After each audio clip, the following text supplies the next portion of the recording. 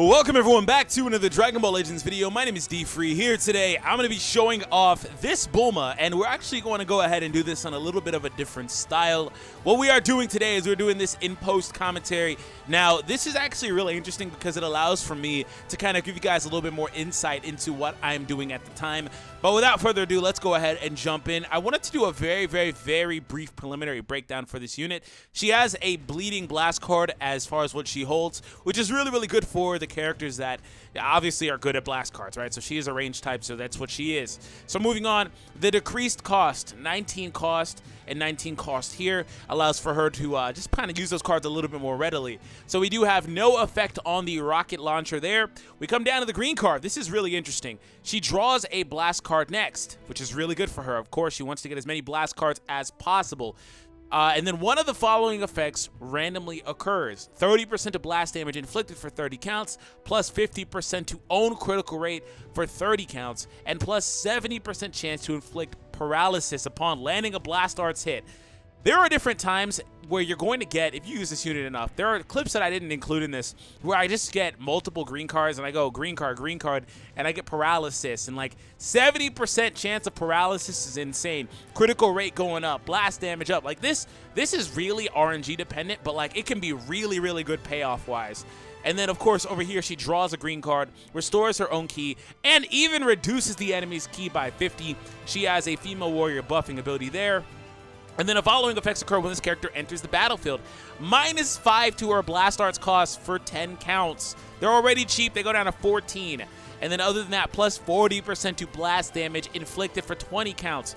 And then if she is on a female warrior team, she gets another 40% of blast damage. And if she's coming in off the switch from Mai, she gets another damage bonus. Like this unit, this EX is absurdly good, so I wanted to go ahead and just give her her own premium feature. So let's go ahead and jump in without further ado. Alright, so let's go ahead and get into it. So we're up against a movies team. So ultimately, one of the things that I want to go ahead and show off here is the combo chaining that this Bulma can do. I don't really get it in a lot of scenarios, but I do want to go ahead and show it off. Right here, I'm making a bad decision of letting her stay in when really I should be switching her out. The reason why I left her in was because I was hoping that he would be switching into Fury Broly earlier on in this chain. He decided to let the Broly keep on going instead of switching into Fury.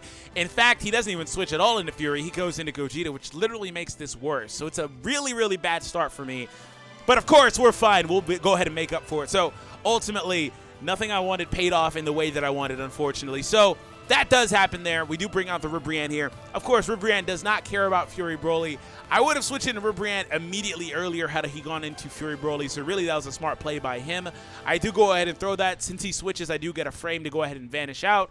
And right here, I'm going to go ahead and use as much time as I can on the clock to get my character available again, which wasn't very much, admittedly, and do as much as I can damage-wise to the Broly. He can't switch when Ribrianne uses the main ability, and he gets a card destroyed, and he's paralyzed. And the paralysis will actually be very important here. Using the main ability all but takes away basically takes away half of the ki. It takes away 50.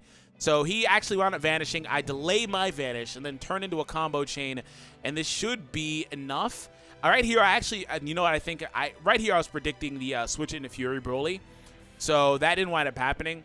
And I decided since he's below half HP, I might as well just go with the Mai instead. So I didn't actually launch the combo chain there. It's coming a little later. But anyways, yeah, so I predicted that he would go into one of the other characters. So it was basically a win-win for me. But unfortunately, I'm 0 for 2 in predictions in this fight already. So that's kind of an element of it. If you try to make those 3 million IQ plays, they can pay off very well, but sometimes not so much. Right here, I saw that he was using a blast card, and I had just enough time to use my flashbang right before. And right here, I'm generating distance. One of the best things you can do in this game is generate distance. This would have worked if it was like a split second sooner. It wasn't. But one of the best things you can do is generate distance. The reason being is because it eats timer count, so you can switch a little bit more readily. And switching is one of the most important things you can do because it's basically your only real form of defense in this game. So you have to either be stuck in a combo chain like this or decide that you're going to switch. Like all this sidestepping stuff allows for you to have a little bit more time. She did about 500,000. He went a little too quick. I hesitated. I could have got him in a combo. But yeah, all that stuff, all that really does is it just eats time, and it allows you to switch a little quicker. And if you just do cards like he's doing right there without doing the sidestep chain, you can actually net a little bit more damage. But the utility isn't the same. That's my whole difference in why I do that or not.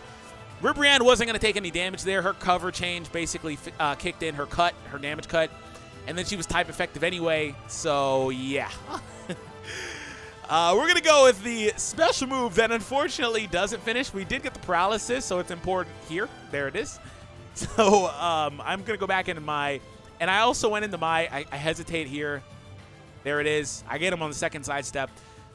Vanish is almost all the way back, by the way. Like, if you can master well, not even master, but if you can anticipate them sidestepping, you can really turn into a lot of different combos. But I did have to let Best Girl get the finishing blow with Bulma. So we jump into our second fight versus a regen player. He is using Evil Boo. I'm guessing he was expecting me to bring a red, obviously. Otherwise, I don't know necessarily. And the thing about this matchup is they always expect specific characters. Now, if you're wondering what I was trying to do there, you'll see it in the next fight. In fact, I pull it off. He has 2 cover change units, cover rescue and a cover change cell. One of the most important things you can learn how to do in this game is how to do the charge technique that I'm doing right now, where you don't have to charge. You can delay your action. You can just pause for a second, right? You could just wait.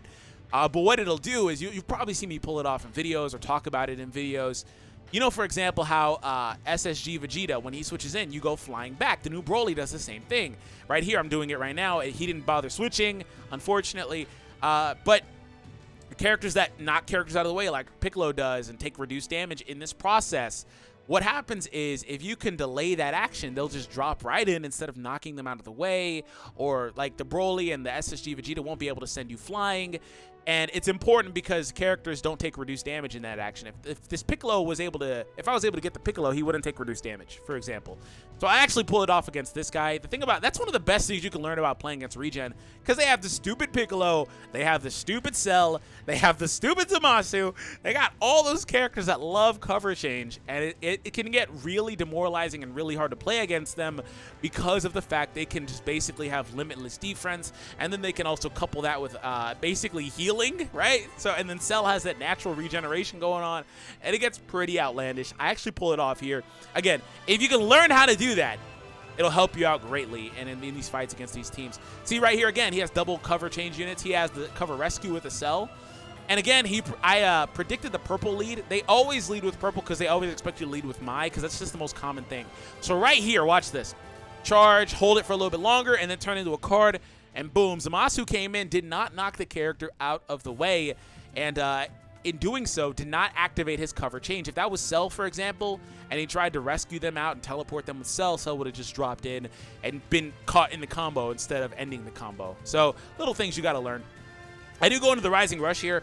Why? Because I want to avoid Cell's cover rescue. Cell is almost always my Rising Rush target because it's a win-win, meaning that he can't save them from the rush because he's on the board. And then on top of that, you can avoid their cover rescue later, right? So Cell's almost always my Rising Rush target. And then Zamasu isn't a great target anyway because he has 2 lives. So there's that. And speaking of Zamasu Rising Rush, this doesn't matter a whole lot because I only brought Kale for a counter to Cell, but I didn't wind up needing her because we wound up taking out the Cell really early. Kale, unfortunately, does go down here. Now, one of the things I benefit from in this fight is the opponent not really understanding Super Boo. Super Boo is one of those characters that he's not brain dead. You have to be technical. You have to know how to play with him. So I go green card, draw a blast card, main ability, reduce his ki, recover my ki, draw another blast card. This is pretty nuts. She's in a disadvantageous situation here, but she's still going to do really good, you know, when you consider in the disadvantage. I could have vanished there. I don't know why I didn't. I think I might have had a brain fart. Happens sometimes.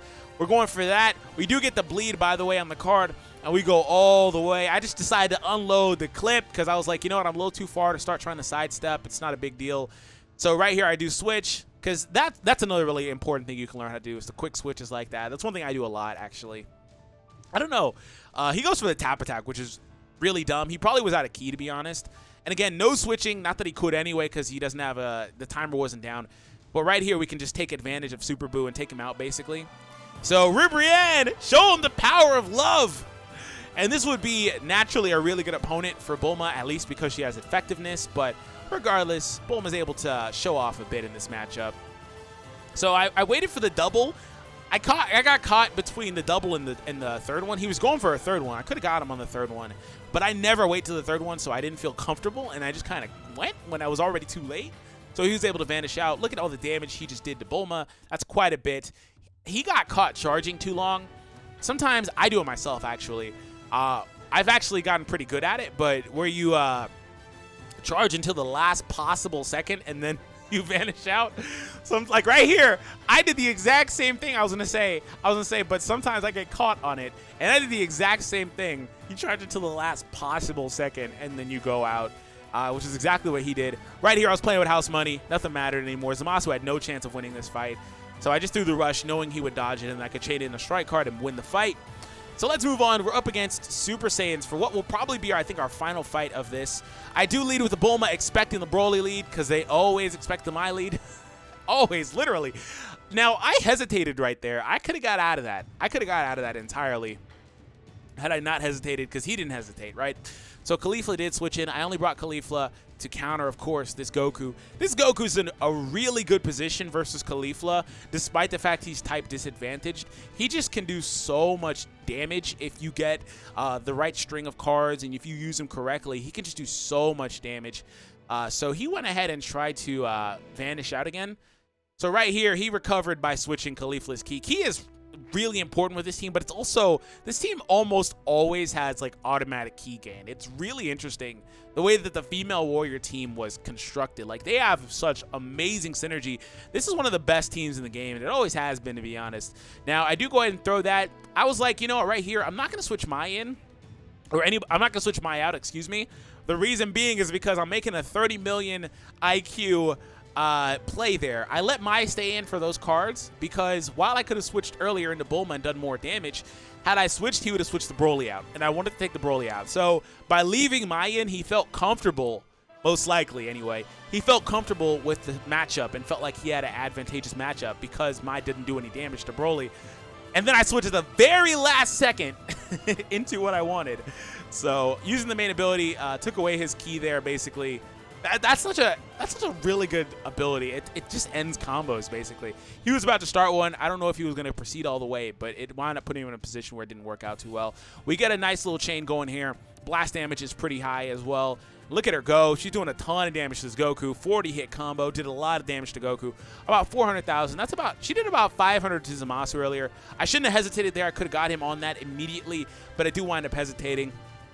So that's one of the little things that I do sometimes, hesitate a little bit. But again, like I was saying, if you ever notice how I play, it's important to, you know, generate space. It allows you to have a lot of time. I don't really do things like tap blast. I don't really do things like, because that type of stuff, I don't do the sidestep thing from a distance, because that type of stuff is really, really easily punishable. So that's just my play style. And hopefully this information and just hopefully this type of video you guys enjoyed.